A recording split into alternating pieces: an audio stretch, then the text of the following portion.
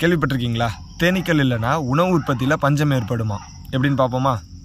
இன்று உற்பத்தியாகக்கூடிய உணவுப் பொருட்களில் 75% மேலே தேனீகளுடைய பங்கு இருக்குன்னு ஆய்வுகள் குறிப்பிடுதுங்க. அப்போது தேனீக்கள் இல்லைன்னா உணவு உற்பத்தியில் தேக்கம் ஏற்படுறது மட்டும் இல்லாமல் உற்பத்தியாகக்கூடிய உணவுகள்லையும் ஊட்டச்சத்து குறைபாடு ஏற்பட வாய்ப்பு இருக்குங்கிறாங்க. உணவு சார்ந்த தொழில்கள் பாதிக்கப்படும். அது மட்டும் இல்லாமல் உணவோட விலை நம்ம எதிர்பார்க்காத அளவுக்கு உயரும் அப்படிங்கிறது தாங்க உண்மை.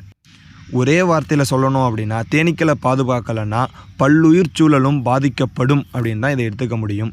நீங்களும் ஒரு விவசாயியாக வாழை, தென்னை போன்ற பயிர் செய்கிறீங்க அப்படின்னா உங்கள் தோட்டக்கலைத்துறையில் தேன் பெட்டிகளை இலவசமாக பெற முடியும்.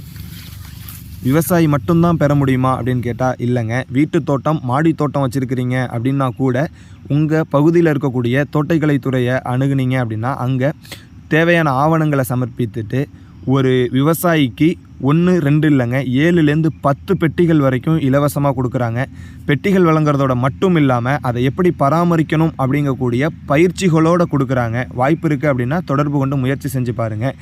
இயற்கை விவசாயிகள் மட்டும் ஏன் அப்படின்னு குறிப்பிடுறோம் அப்படின்னா, தேனீகளுக்கும் நம்மளை மாதிரி ரசாயனம் ஆகாதுங்க.